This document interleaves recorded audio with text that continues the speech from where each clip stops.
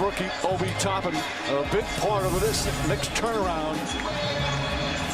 This beautiful feed from Alec Burks. Toppin throws it down, 8 points, couple of rebounds, a big block shot. His mom getting emotional hearing the Garden crowd chanting, Obi, Obi.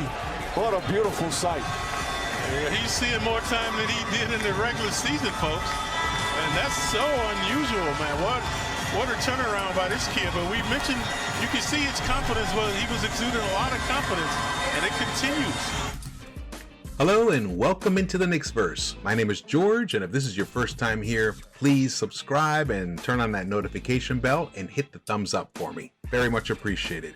All right, well, this video is going to be about Obi Toppin, who looks to be popping for the playoffs, which is a fantastic time for this because it allows Julius Randle to be off the court without us losing leads or falling further behind. It's a great thing. In fact, the bench has been sensational. They have been sensational in this playoffs against the Hawks, and we almost won game one because of the bench. But specifically, Obi Toppin is allowing the Knicks to have a lot of versatility. He's contributing from the long ball. He's making dunks. He's making blocks. It's fantastic. Let's look at some of the highlights. You can see here he's hitting his free throws. He is totally engaged in the game. He knows where to be on the court. He knows what his assignments are. I'm really impressed because he started off really rocky in the first half of the season. In fact, there was a time there where people were starting to question him as the draft pick. They thought, hey, maybe we should have gotten Halliburton. There was a lot of second guessing here for a while, but then he started to come around and he had a very nice April. He had a nice April, but he finished really strong with May. And I'll show you the stats. But what's interesting is he's actually increased his productivity and efficiency in the playoffs. So we're talking about when things are more intense, when defenses are more engaged, he's actually performing better. And it's because of his athleticism and his hard work and his commitment to following the game plan. Man, let's check out these stats. So you can see for the season, he was 4.1 points a game. But in the last 24, which began in April, he was at 4.2 points. And then in May, 4.4 points. So it started ticking up, as you can see. But look in the playoffs, 6.5 points a game. He's averaging 6.5 points a game in the playoffs. That's almost a 50% increase over his regular season productivity. The rebounds, about the same, 2, half an assist. But look at those field goal percentage numbers. It went from it was a 49.8%, which is about 50% he finished the season with. But in his last 24, almost 54%. But look at May, 55.2%. And then in the playoffs, it ticked up even further, 57.1%. Let me tell you, that is really important because it's going to allow some even further flexibility, which I'm going to get to in the next part. But look at the three-point shooting. In May, he shot 41.7%, and in the playoffs, 50%. He finished the season averaging 30.6%, so almost 30% the average for the season. So you can see how he kept getting better as time went on, and that's to be expected because he didn't really have he didn't have a summer league. The training camp was really short, and during the season they didn't have much opportunity to have really intense practices. I mean, they had their shoot-arounds, they did their ballroom or whatever they call it, but there wasn't much time for him to really they didn't practice that much during the season because it was a truncated schedule, a lot of back-to-backs, and the travel days just didn't allow for it. And his minutes, he's almost at 12 minutes a game. He's playing more minutes in the playoffs than he did in the regular season. Wow. The beautiful part about this is that Julius Randle, when he's off the court, we're not losing anything.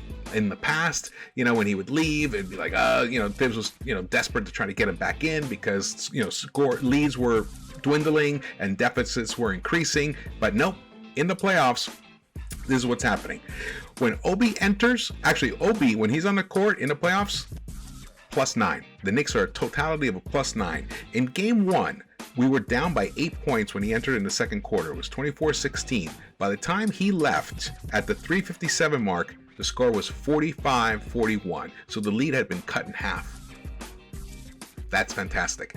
And in the second half, we actually had a lead, 73-71, and when he entered, and when he left, the lead was only 1 point. It was 2 points when he came in. It was only 1 point again, but it was still the lead. They still maintained the lead. He didn't really play that much longer in the second half that he did in the first half. He only played he played under 4 minutes. But in game 2, similar thing happened. Game 2, he comes in, second quarter, the score is 27-20, and when he exits, the score is 38-35. So for a net gain of 4 points again. So both times, both first halves, while he was on the court, the Knicks gained 4 points. But one of the most important things about this is, now, one thing I want to also mention, for the playoffs, his per 36 numbers, he's at almost 20 points a game. He's at 19.8 points per game per 36, and his rebounds is at 6. Those are pretty good numbers. Those are very, very good numbers. One thing that the most encouraging part about this is, and we saw a little bit of it, I didn't actually include Obi, but we saw Thibs went with some small ball for a very short period of time. It was towards the end of one of the halves. And we saw actually he brought Bullock back in for Nerlens, and then it was just all small. What I like about this is maybe Obi will play the 4 while Randall plays the 5, and that'll give us a lot of athleticism and speed, and for the fast break. I mean, we might be able to punish some people because you know Taj and Nerlens, they don't really hit the 3, they don't have an outside shot, but Obi does, and Obi's cuts to the basket for alley-oops. Oh man, they electrify the crowd, they electrify the team, kind of the way when Quickly shoots his 3s. So we have 2 very dynamic rookies. One of them has been playing sensationally all year long. He's had some, Quickly's had some moments where he didn't deliver. He's kind of hot and cold a little bit, but he's been more hot than cold. But man, now Obi is consistently giving us productivity.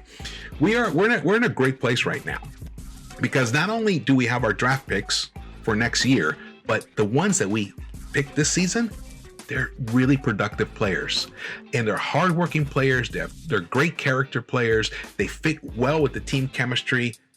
Man, we are rock solid in that department. I'm so looking forward to next year. But the best thing is, this year is still going. The postseason, these Knicks, we're gonna take care of business against Atlanta. I wouldn't be surprised if we swept both games in Atlanta. I wouldn't at all. But if we split them, then all we got to do is take care of business at home, and we win this series and move on to the second round. Oh man, so exciting. So exciting. All right, one thing I want to mention is, while Obi was on the court, the Knicks were a +9. That's right, +9. Bear that in mind. All right, well, thanks so much for watching this video. Subscribe, turn the bell on, order your hats, and I'll see you around the Knicks-Verse.